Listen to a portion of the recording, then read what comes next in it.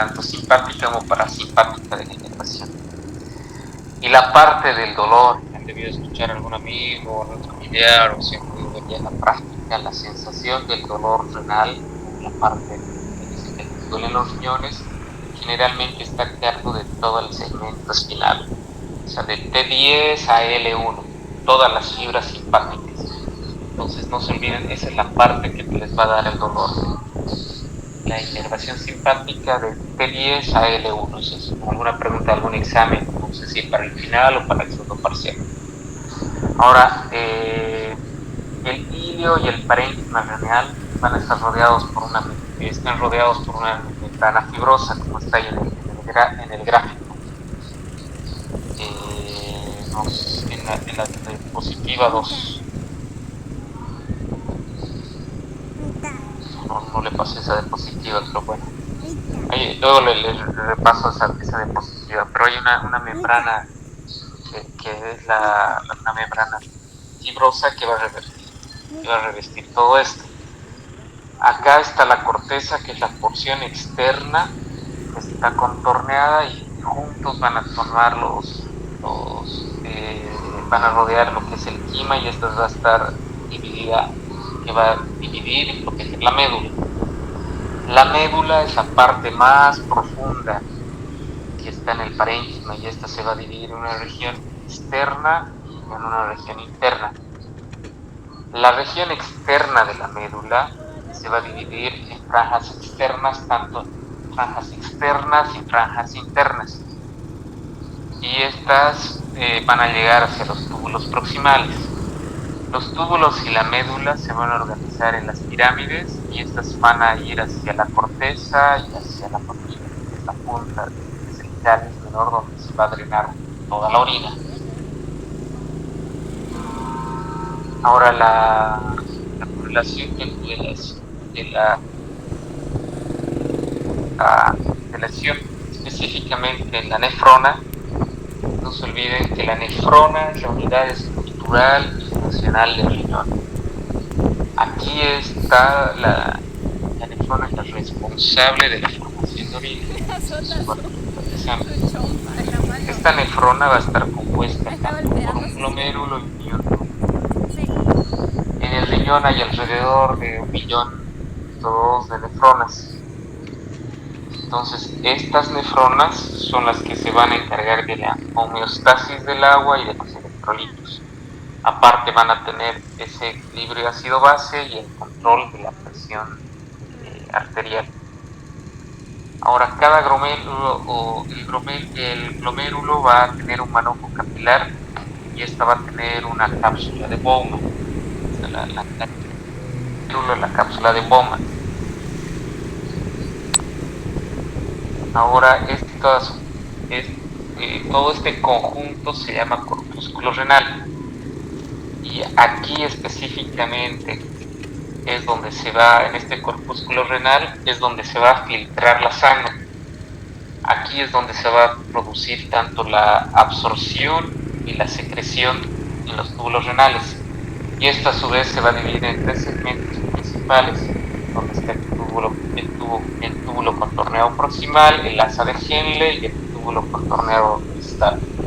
Acá está toda la filtración de la nefrona, que se va a drenar hacia el sistema colector, y esto va a pasar hacia los conductos papilares de los cálices renales. Ahora, el glomérulo va a estar formado o está asociado con un manojo de pilares.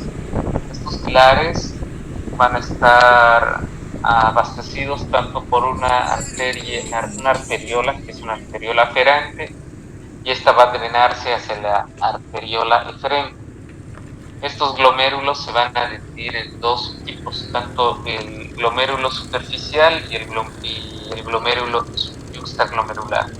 Los glomérulos superficiales van a ser aproximadamente del 80%, y los yuxtaglomerulares el 20%. Ahora, los podocitos son las células que están especializadas para cubrir todo el exterior del capilar glomerular, y estas van a tener unas extensiones. Estas extensiones se llaman procesos pediculares. El aparato yuxtaglomerular es el que está situado en el extremo del túbulo distal, y esto va a comprender las arteriolas aferentes y eferentes, el mesangio y la mácula densa. El mesangio va a formar una matriz que es extracelular, y esta va a llegar a ser las células mesangiales. Esta mácula densa va a ser en la región de la rama gruesa de la ascendente especializada distal, que es del asa de Henle, que va a ser la nefrona madre. Y estas tienen una membrana por el líquido tubular, y la caja basilar va a estar en contacto con las células del mesangio y la arteriola aferente. Ahora, el túbulo proximal y el asa de Henle, la estructura del túbulo proximal es la que va a estar especializada y lo que va a reflejar las altas demandas de energía, y va a tener las funciones del transporte. Entonces, no se olviden que en el túbulo contorneo proximal y en el asa de Henle es donde se va a producir la reabsorción de agua y la de iones y de cloruro. No se olviden eso, en el asa de Henle se reabsorbe agua y los iones de sodio y de cloruro. En el túbulo contorneado proximal se va a reabsorber agua y todos los nutrientes orgánicos. En el túbulo contorneado distal es donde se secretan los iones, los ácidos, los fármacos, las toxinas, y la reabsorción variable tanto de agua y de iones de sodio y de potasio. Ahora, el conducto colector y el sistema colector como tal es el que va a hacer la reabsorción, que es una reabsorción variable de agua, de absorción de secreción de iones de sodio y de potasio, de hidrógeno y de bicarbonato. Y el conducto papilar es el que entrega la orina al cáliz menor. Es todo ese circuito que se va a dirigir. Buenas noches. Ahora, la parte de la filtración glomerular, la tasa de la filtración glomerular, ese es el volumen de filtrado formado por ambos riñones en un minuto. Entonces, no se olviden que la filtración tubular reduce más o menos unos 180 litros de líquido cada día. Aproximadamente 1 litro de líquido se excreta de la orina, lo que quiere decir que más o menos 125 ml por minuto en una función renal en un adulto normal. Este líquido y estos solutos son los que van a estar forzados bajo la presión desde un glomérulo, y estos se van a ir hacia el espacio capsular. Ahora, todo esto tiene una autorregulación, esta autorregulación del flujo sanguíneo renal y de la filtración glomerular. Esta autorregulación del flujo sanguíneo renal y de la tasa de filtración glomerular está íntimamente relacionada. En una persona sana, el flujo sanguíneo renal va a ser casi constante con los cambios de una presión arterial sistólica. Incluso va a ser constante de 80 a 200 milímetros de mercurio. Para esto van a existir 3 mecanismos con los que se va a regular todo el flujo sanguíneo renal. Y al regular todo el flujo sanguíneo renal, también se regula la tasa de filtración glomerular. Estos son la respuesta miógena, la retroalimentación tubuloglomerular y la estimulación del simpático. Entonces son de esas 3 causas o esas 3 partes esos 3 mecanismos que van a regular. Entonces igual repasen eso, porque igual esa es otra pregunta de examen. Ahora vamos a hablar un poquito de lo que es la respuesta miógena. Esta respuesta miógena es una propiedad intrínseca del músculo liso, que va a ir hacia las arteriolas por las que se van a contraer, y estas van a aumentar la presión transmural. Y estas van a llegar a relajar la respuesta a disminución tanto de la presión transmural Esto va a llegar a permitir que el flujo sanguíneo y una tasa de filtración glomerular sean constantes, incluso cuando hay mucho cambio de presión, o sea, cuando la presión arterial es muy variable. Luego tenemos lo que es la retroalimentación tubuloglomerular. Este es otro de los mecanismos de retroalimentación y estos se van a producir a través de las células de la mácula densa. Estas tienen, van a estar hacia la arteria aferente. Esta mácula densa está perfectamente posicionada para crear un cle y va a haber una retroalimentación, por lo cual se controla todo este flujo sanguíneo a través del glomérulo. Esto es en el caso que la respuesta miógena, o sea, el primer paso, no lo regule completamente. Entonces ya actúa este paso, que es el sistema el de retroalimentación tubuloglomerular. Ahora, en esto, con el aumento del sodio, cuando se aumenta el transporte de sodio en el túbulo distal, no va a ser el único que va a regular este sistema de retroalimentación tubuloglomerular. También se va a llegar a tener el flujo de líquido tubular, las concentraciones de sodio y de las células también de la mácula densa. Ahora, el sistema nervioso simpático es el otro mecanismo. Este sistema nervioso simpático va a funcionar cuando existen periodos de estrés o cuando hay una hipotensión o una hemorragia. Entonces, en una persona que está choqueando, en un shock hemorrágico, va a haber esta respuesta simpática. Entonces, va a haber una estimulación del simpático y lo que va a anular la autorregulación. Esto va a aumentar la actividad simpática renal, va a disminuir la excreción del sodio y del agua. Va a haber un aumento de reabsorción del tubular de agua y del sodio en toda la nefrona. También va a haber una disminución del flujo sanguíneo renal y una disminución de la tasa de filtración glomerular mediante una vasoconstricción de las arteriolas, y va a haber un aumento de la edad del sistema renina-angiotensina-aldosterona mediante la liberación de la renina de las células glandulares yuxtaglomerulares.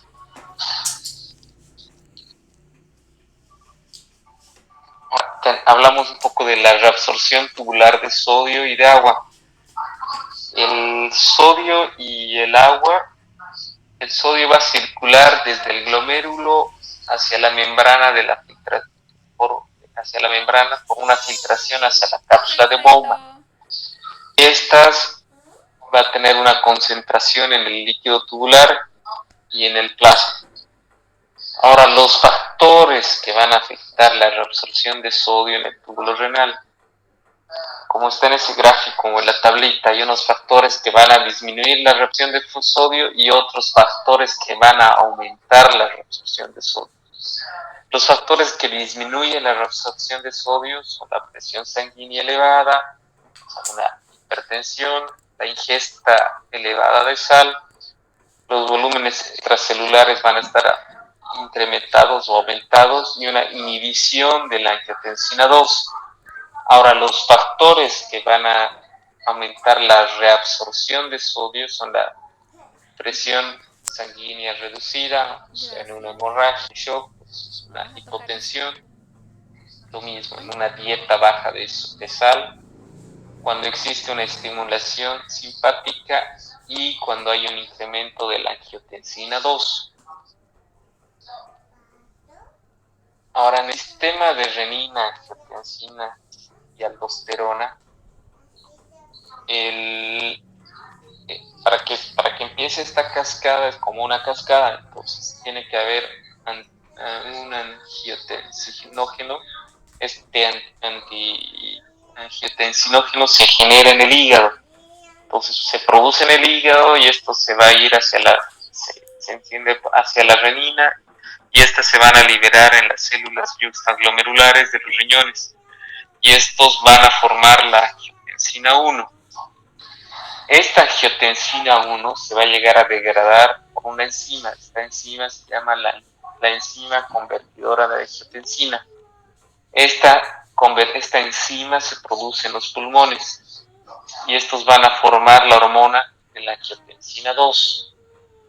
Ahora, esta hormona, o sea, la angiotensina 2, se une a los receptores específicos de la corteza suprarrenal y estos permiten la liberación de la aldosterona. Entonces no se olviden, es toda una cascada y si pueden memorizar los pasos, ideal, así ya no solo les sirve para anestesia, para medicina. Ahora, el efecto del sistema de renina, angiotensina, aldosterona va a producir una vasoconstricción. Al producir esta vasoconstricción va a aumentar la presión sanguínea y por el hecho de aumentar la presión sanguínea se va a retener el sodio y esta retención va a estar mediado por la aldosterona en el conducto colector. Ahora, el resultado de toda esta activación va a llegar a activar la aldosterona, por lo que se va a reabsorber sodio y agua en el conducto colector y esto va a llegar a provocar un aumento intravascular y un aumento de la presión sanguínea sistémica. En la siguiente diapositiva igual está. Ahora vemos lo que son la evaluación clínica del riñón. No se olviden que igual tenemos todos los parámetros clínicos para poder, y hay una serie de pruebas que nos sirven para ver la función renal. Una de las más usadas es la filtración glomerular, que no se olviden que es la tasa de filtración glomerular. Esta tasa de filtración glomerular está mediada por el volumen del plasma filtrado por una unidad de tiempo. Esto va a representar un conjunto de funciones de todas las nefronas. Esta tasa de filtración glomerular lo que trata de medir es la depuración de la creatinina y esta depuración de sustancias exógenas como la inulina y esta que va a ser filtrada por los riñones pero no se reabsorbe. Esta tasa de filtración glomerular puede estimarse a partir de una acción de esta ecuación, es la de Crawford-Gold o la modificación de la dieta renal. Aproximadamente la tasa de filtración glomerular es de 125 ml por minuto. Esto es en una persona sana, en un adulto sano, en un adulto normal. Claro que estos valores se alteran por la edad, por el sexo y el peso corporal. Igual tienen una diapositiva ahí en el libro, que la pueden revisar. No se olviden que la tasa de filtración glomerular se evalúa por ml sobre minuto. Ahí tienen la fórmula para poderla repasar. Por ejemplo, han debido escuchar que tanto hay algunos ciertos AINES que el uso prolongado de estos AINES puede llegar a producir un daño renal. Tal vez el ketorolaco han debido poder escuchar, que es lo más, uno de los fármacos que se usa bastante, pero tampoco podemos usar AINE. Usamos bastante, pero no podemos usar de 5 días, porque vamos a producir una vasoconstricción renal. Y esta vasoconstricción renal va a estar inducida por las catecolaminas y esto va a llegar a disminuir la producción de prostaglandinas renales. Y por este hecho de producir esta disminución de prostaglandinas renales va a haber un efecto vasodilatador modulador.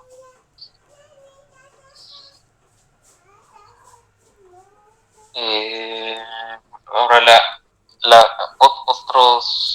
otra forma de evaluación, como lo tienen ahí en la diapositiva, hay factores que pueden llegar a afectar la concentración de la creatinina sérica, como son la edad, el sexo, la raza, o sea, la etnia, y esto también va a depender, la etnia o la raza, dependiendo de la diferencia de la masa muscular que tiene esa persona. En lo que es la masa muscular, estamos con la rhabdomiolisis y el aumento de la producción de la creatinina. Y por esto va a haber una ingesta también de proteínas que van a producir el aumento de la producción de creatinina. Ahora, también existen otros fármacos que van a llegar a afectar la creatinina sérica, como son la cimetidina, la ritidina, los salicilatos, algunos derivados del ácido fíbrico que van a llegar a disminuir la secreción tubular.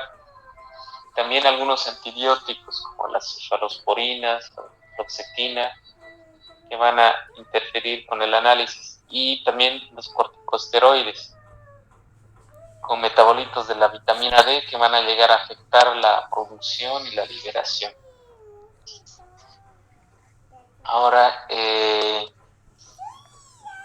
también uno cuando ya tiene los laboratorios todo el examen sérico o examen de orina, en la interpretación de un resultado de orina es importante. Cuando ustedes lean, van a tener, si en el examen de orina les sale que hay unas células tubulares renales, es probablemente, o sea, lo más probable es de que haya una lesión en el túbulo tubular aguda. Si les salen que hay cilindros de eritrocitos, que hay una enfermedad glomerular. Cuando hay leucocitos, que hay una inflamación de todas las vías urinarias. Cuando hay cilindros de leucocitos, que igual es una infección renal. Cuando hay cilindros de hialinos o cilindros de granulares, que puede haber otra nefropatía. Cuando se presentan cristales, estos van a estar relacionados con trastornos metabólicos. Y cuando hay bacteria, claro, que hay una infección de las vías urinarias.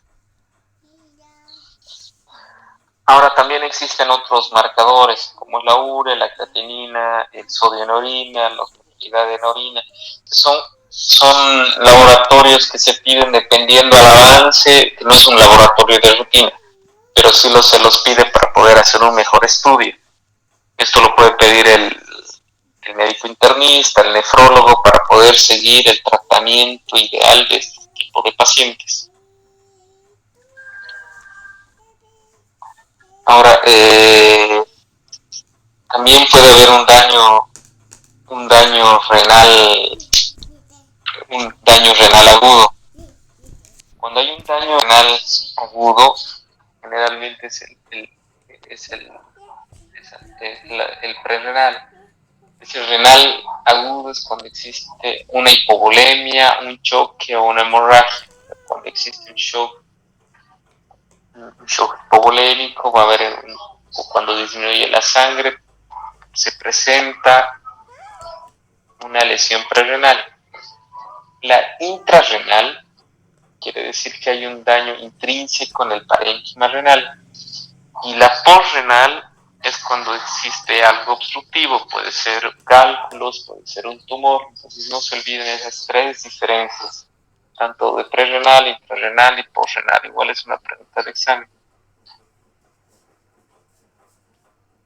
Ahora, en la siguiente diapositiva van a tener los signos y los síntomas de la alteración electrolítica.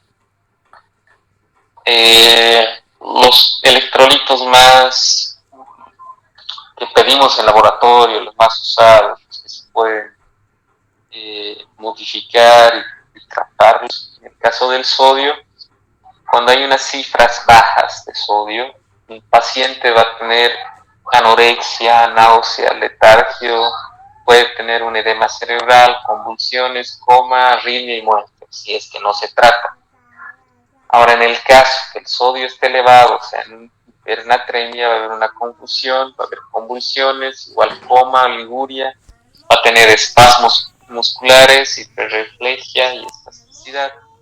En el caso del potasio, cuando hay hipopotasemia o el potasio bajo, va a haber cambios importantes en el electrocardiograma, donde vamos a ver ondas T aplanadas, incluso podemos llegar a presentar ondas U y va a haber arritmia y una debilidad muscular. En cambio, cuando existe una hiperpotasemia, o sea que el potasio esté elevado, vamos a tener ondas T picudas, va a haber arritmias, va a haber una debilidad muscular, va a haber un malestar general y también puede llegar a haber alteraciones intestinales, incluso hasta producir parálisis. En el caso del calcio, cuando existe hipocalcemia, va a haber parestesias, va a haber una irritabilidad, va a haber convulsión, va a haber una hipotensión, una depresión miocardia y el intervalo T va a estar prolongado. Incluso son pacientes que pueden tener laringoespasmo. En la hipercalcemia va a haber confusión, va a haber una hipotonía, una hiporreflexia, un letargio, un dolor abdominal, va a haber náuseas, vómitos. Tanto el intervalo ST y el QT van a ser cortos, va a haber una poliuria y una electrolitiasis. El magnesio es otro electrolito muy importante.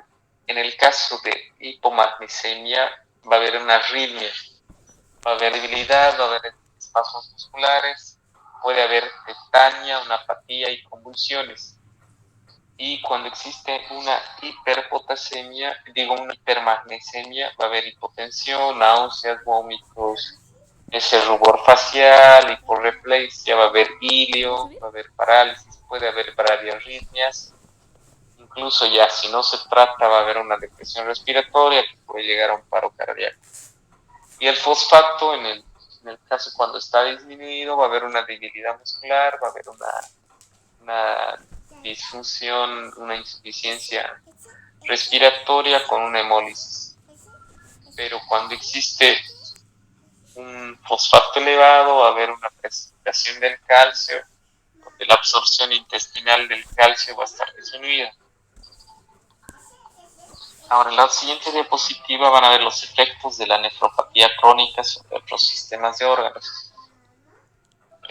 Principalmente en el sistema cardíaco, las alteraciones van a ser hipertensión, una disfunción miocárdica, puede haber una pericarditis, un taponamiento cardíaco y la insuficiencia cardíaca congestiva. Para que exista todo este problema con el sistema cardíaco, las causas van a ser hiporvolemia, actividad sistémica renina-angiotensina-aldosterona, actividad del sistema nervioso simpático, uremia y también en pacientes que dializan. En el sistema respiratorio, las alteraciones más importantes son un edema pulmonar, una neumopatía restrictiva. Y las causas van a ser por una presión oncótica reducida, una pleuritis urémica. Y en la parte metabólica, las alteraciones van a ir por una acidosis metabólica, con una hipercalemia, hipercalcemia, hipoglucemia, hiperfosfatemia. Ahora, las causas principales para esto va a ser una incapacidad para conservar el bicarbonato y para excretarlo por los ácidos tubulares. Va a haber una reducción de la saturación de la insulina y de los fármacos, y esto va a llegar a una reducción de la gluconeogénesis renal, y va a haber un deterioro en la absorción de calcio, por lo que se va a ver una menor actividad de la vitamina D. En la parte hemática, la alteración va a ser una anemia con una disfunción trombocitaria. Esto se va a deber a la pérdida de la eritropoyetina y por las toxinas urémicas que va a estar anormal tanto el óxido nítrico, anomalías en el factor de von Willebrand y los fármacos. En la parte inmunitaria van a haber defectos mediados por las células y defectos en la inmunidad humoral. Y todo esto va a estar la causa principal por la reducción o eliminación de las citocinas. En el sistema digestivo va a haber náuseas, va a haber vómitos y puede haber un vaciado gástrico. gástrico enlentecido, incluso puede haber anorexia. Y las causas principales son la uremia, el tratamiento por diálisis también. Y en la parte neuromuscular puede haber una encefalopatía, puede haber convulsiones, temblores, incluso contracciones mioclónicas, una disfunción autonómica y una polineuropatía. Y todos estos efectos los deben las anomalías tanto electrolíticas como las hiper y las hipo, todos los electrolitos que hemos hablado. ¿Qué fue? Ahora en la siguiente diapositiva vamos a ver lo que son las complicaciones del acceso para una diálisis o la hemofiltración. Las complicaciones principalmente son dependiendo a la ruta de acceso. Para hacer diálisis se pueden usar accesos venosos temporales, como ser la yugular interna o la vena subclavia. Pero las complicaciones pueden ser un sangrado, una hipotensión, un hematoma en la región donde se está colocando el acceso para poder dializar. Puede haber una trombosis, una estenosis, se puede producir un neumotórax, microtórax, que son las causas probables cuando uno pone estas vías, estos accesos centrales. Luego, otra que es bastante utilizada es la diálisis peritoneal, pero las complicaciones de esto pueden llegar a producir un hilio, una presión abdominal aumentada, puede llegarse a incrementar el riesgo de aspiración, puede llegar a que el diafragma quede ascendido, los volúmenes y capacidades pulmonares van a estar reducidas y se puede tratar o se puede convertir como si fuera algo restrictivo en los pulmones, un patrón respiratorio restrictivo. Ahora, cuando se usan fístulas arteriovenosas en la extremidad superior, generalmente las pone el cirujano vascular, las complicaciones van a ser igual, se necesita alguien entrenado para poderlas realizar, puede producir una trombosis, igual ese miembro superior que está usado ya no se puede ya tomar las muestras de sangre o poner alguna vía, no se puede utilizar, o sea, ese miembro ya está netamente usado para poder dializar por su fístula arteriovenosa, aparte de que es muy doloroso para el paciente. Ahora, las complicaciones agudas de la diálisis, va a haber una hipotensión, puede haber una arritmia, puede haber una reacción de hipersensibilidad y un desequilibrio por diálisis. En el caso de la hipotensión, esto se debe a que va a existir una disminución en el volumen por una ultrafiltración. Van a haber cambios osmolares a través de las diálisis, una isquemia miocárdica, arritmias y puede llegar incluso a un derrame pericárdico. Las arritmias se producen por el flujo agudo de cambios y cambios rápidos del pH. No se olviden que el desbalance del potasio produce muchas arritmias. Ahora, la reacción de hipersensibilidad va a estar a la exposición de los poliacrinolnitrilos que están en la membrana de la diálisis. Este óxido de etileno va a ser residual, incluso hasta cuando se esterilizan los equipos. Ahora, el desequilibrio por diálisis va a estar caracterizado por náuseas, va a haber vómitos, convulsiones, incluso puede llegar a tener un coma por los cambios rápidos que se tienen con el pH y los solutos a través de la membrana del sistema nervioso central. Ahora, en la siguiente diapositiva está el sitio y mecanismo de acción de los diuréticos. Esto tienen que saber por lo menos los diuréticos más usados, dónde es el sitio de acción y el mecanismo de acción. En el caso de los fármacos, tanto el manitol, que se usa bastante, o la acetolamida, va a actuar sobre el túbulo proximal. El mecanismo de acción de estos dos fármacos va a ser la inhibición de la anidrasa carbónica y va a producir una diuresis osmótica. En el caso de los fármacos como la furosemida, la bumetanida, la torsemida, el ácido etamiclínico, el sitio de acción es en la rama ascendente gruesa del asa de Henle. Y estos mecanismos de acción va a haber una inhibición del contrasporte de sodio y de potasio bicloruro. Otro fármaco, que es la metalazona y la hidroclorotiazida, va a actuar en el sitio de acción, en el túbulo contorneado distal, y va a haber una inhibición del transporte del cloruro de sodio. Ahora, la miodarona, la espironolactona, va a actuar en el conducto colector y va a haber una inhibición del canal de sodio epitelial y una inhibición de la aldosterona. Ahora, en la última diapositiva están los efectos que tiene la dopamina sobre el flujo sanguíneo renal y sobre la función glomerular. Los efectos sobre el flujo sanguíneo renal: va a haber una vasodilatación renal con un aumento de la producción de las prostaglandinas.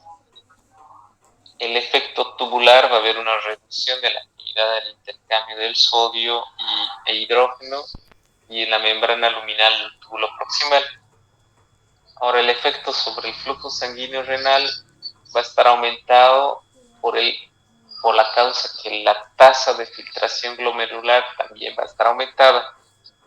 Y el efecto tubular va a inhibir la bomba de sodio y potasio que pasa en la membrana vasolateral del túbulo proximal. Y por esto va a llegar a inhibir la liberación de renina de la mácula densa, y esto va a inhibir los COX-2, que son las oxigenasa 2. Esto es lo más relevante que se trata de resumir. Entonces, chicos, necesito que repasen, igual está en el libro, y le den una repasada a las otras dos diapositivas que le mandé a Carlos. Por favor, les pasas. Con eso veríamos lo que es renal. Y a la siguiente clase vamos a ver lo que es neuro. Con eso terminaríamos fisiología ya para poder entrar a fármacos. Bueno, y en cuanto a las prácticas, chicos, es una práctica, tampoco es de que van todos los días, van solo un día, tienen que ir, las prácticas son obligatorias, ¿ya? Así que cuando le pase la